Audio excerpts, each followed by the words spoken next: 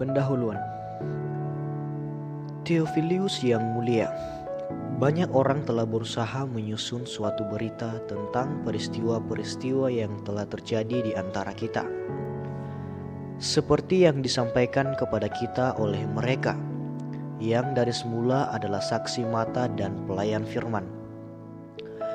Karena itu, setelah aku menyelidiki segala peristiwa itu dengan seksama dari asal mulanya, aku mengambil keputusan untuk membukukannya dengan teratur bagimu, supaya engkau dapat mengetahui bahwa segala sesuatu yang diajarkan kepadamu sungguh benar. Pemberitahuan tentang kelahiran Yohanes Pembaptis. Pada zaman Herodes, Raja Yudea, adalah seorang imam yang bernama Zakharia dari rombongan Abia. Istrinya juga berasal dari keturunan Harun. Namanya Elisabet. Keduanya adalah benar di hadapan Allah dan hidup menurut segala perintah dan ketetapan Tuhan dengan tidak bercacat. Tetapi mereka tidak mempunyai anak, sebab Elisabet mandul dan keduanya telah lanjut umurnya.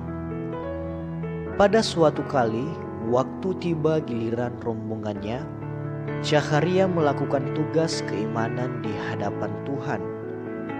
Sebab ketika diundi, sebagaimana lazimnya untuk menentukan imam yang bertugas, dialah yang ditunjuk untuk masuk ke dalam bait suci dan membakar ungkupan di situ. Sementara itu seluruh umat berkumpul di luar dan sembahyang. Waktu itu adalah waktu pembakaran ungkupan. Maka tampaklah kepada Zakharia seorang malaikat Tuhan berdiri di sebelah kanan mezbah pembakaran ungkupan. Melihat hal itu, ia terkejut dan menjadi takut. Tetapi malaikat itu berkata kepadanya, "Jangan takut, hai Zakharia, sebab doamu telah dikabulkan dan Elisabet, istrimu, akan melahirkan seorang anak laki-laki bagimu, dan haruslah engkau menamai dia Yohanes. Engkau akan bersukacita dan bergembira, bahkan banyak orang akan bersukacita atas kelahirannya itu, sebab ia akan besar di hadapan Tuhan, dan ia tidak akan minum anggur atau minuman keras, dan ia akan penuh dengan Roh Kudus mulai dari rahim ibunya. Ia akan membuat banyak orang Israel berbalik kepada Tuhan, Allah mereka, dan ia akan berjalan mendahului Tuhan dalam roh dan kuasa Elia untuk membuat hati bapa-bapa berbalik kepada anak-anaknya, dan hati orang-orang durhaka kepada pikiran orang-orang benar, dan dengan demikian menyiapkan bagi Tuhan suatu umat yang layak baginya." Lalu kata Zakharia kepada malaikat itu, "Bagaimanakah aku tahu bahwa hal ini akan terjadi? Sebab aku sudah tua dan istriku sudah lanjut umurnya." Jawab malaikat itu kepadanya, "Akulah Gabriel yang melayani Allah, dan aku telah diutus untuk berbicara dengan engkau dan untuk menyampaikan kabar baik ini kepadamu. Sesungguhnya engkau akan menjadi bisu dan tidak dapat berkata-kata sampai kepada hari di mana semuanya ini terjadi, karena engkau tidak percaya akan perkataanku yang akan nyata kebenarannya pada waktunya." Sementara itu orang banyak menanti-nantikan Zakharia. Mereka menjadi heran bahwa ia begitu lama berada dalam bait suci. Ketika ia keluar, ia tidak dapat berkata-kata kepada mereka, dan mengertilah mereka bahwa ia telah melihat suatu penglihatan di dalam bait suci. Lalu ia memberi isyarat kepada mereka sebab ia tetap bisu. Ketika selesai jangka waktu tugas jabatannya, ia pulang ke rumah. Beberapa lama kemudian Elisabet, istrinya, mengandung, dan selama 5 bulan ia tidak menampakkan diri. Katanya, "Inilah suatu perbuatan Tuhan bagiku, dan sekarang ia berkenan menghapuskan aibku di depan orang." pemberitahuan tentang kelahiran Yesus. Dalam bulan yang ke-6, Allah menyuruh malaikat Gabriel pergi ke sebuah kota di Galilea bernama Nazaret, kepada seorang perawan yang bertunangan dengan seorang bernama Yusuf dari keluarga Daud. Nama perawan itu Maria. Ketika malaikat itu masuk ke rumah Maria, ia berkata, "Salam, hai engkau yang dikaruniai, Tuhan menyertai engkau." Maria terkejut mendengar perkataan itu, lalu bertanya di dalam hatinya, "Apakah arti salam itu?" Kata malaikat itu kepadanya, "Jangan takut, hai Maria, sebab engkau beroleh kasih karunia di hadapan Allah. Sesungguhnya engkau akan mengandung dan akan melahirkan seorang anak laki-laki, dan hendaklah engkau menamai dia Yesus. Ia akan menjadi besar dan akan disebut Anak Allah yang Maha Tinggi. Dan Tuhan Allah akan mengaruniakan kepadanya tahta Daud, bapa leluhurnya. Dan ia akan menjadi raja atas kaum keturunan Yakub sampai selama-lamanya, dan kerajaannya tidak akan berkesudahan." Kata Maria kepada malaikat itu, "Bagaimana hal itu mungkin terjadi, karena aku belum bersuami?" Jawab malaikat itu kepadanya, "Roh Kudus akan turun atasmu, dan kuasa Allah yang Maha Tinggi akan menaungi engkau. Sebab itu anak yang akan kau lahirkan itu akan disebut kudus, Anak Allah. Dan sesungguhnya Elisabet sanakmu itu, ia pun sedang mengandung seorang anak laki-laki pada hari tuanya, dan inilah bulan yang ke-6 bagi dia yang disebut mandul itu. Sebab bagi Allah tidak ada yang mustahil." Kata Maria, "Sesungguhnya aku ini adalah hamba Tuhan. Jadilah padaku menurut perkataanmu itu." Lalu malaikat itu meninggalkan dia, Maria dan Elisabet. Beberapa waktu kemudian berangkatlah Maria dan langsung berjalan ke pegunungan menuju sebuah kota di Yehuda.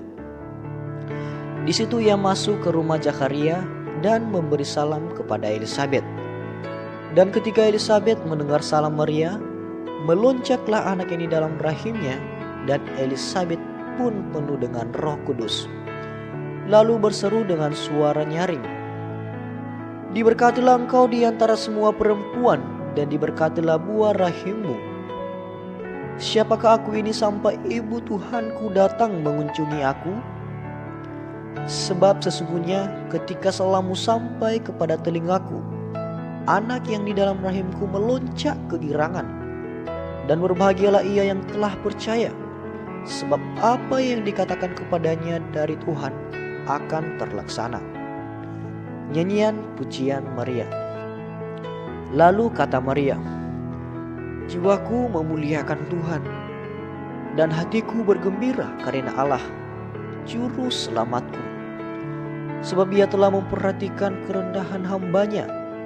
Sesungguhnya mulai dari sekarang segala keturunan akan menyebut aku berbahagia. Karena Yang Maha Kuasa telah melakukan perbuatan-perbuatan besar kepadaku, dan namanya adalah kudus. Dan rahmat-Nya turun-temurun atas orang yang takut akan Dia.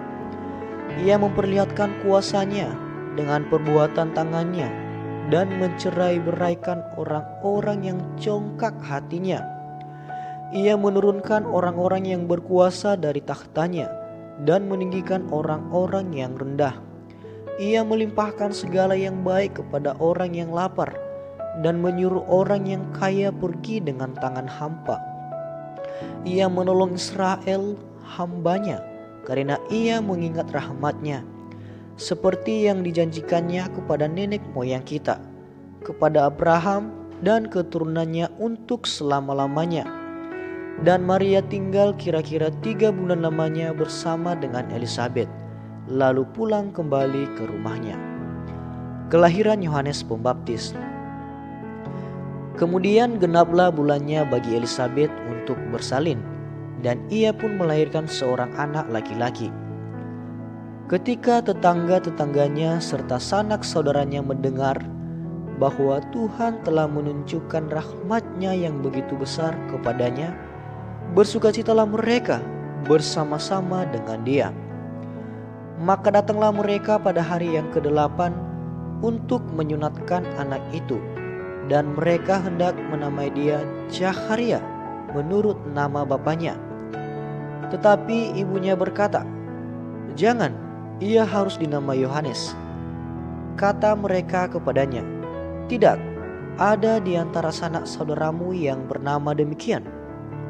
Lalu mereka memberi isyarat kepada bapaknya untuk bertanya nama apa yang hendak diberikannya kepada anaknya itu. Ia meminta batu tulis, lalu menuliskan kata-kata ini, "Namanya adalah Yohanes."